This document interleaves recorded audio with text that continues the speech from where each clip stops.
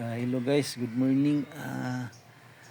Na ako'y nasugata nga ako kaila guys nga nangayo og tabang nako guys kay katulo na kuno siya guys nakalibang gasirit iya lubot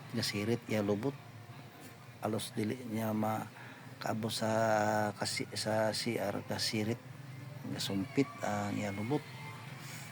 So ako advice iya guys nga para nga mabrikan ang iyang sirit siyang lubot.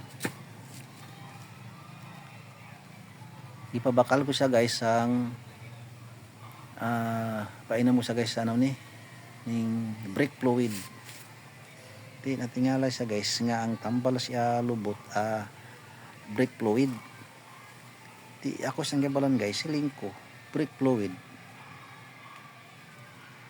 Na gina pan sa mga dagkong salakyan.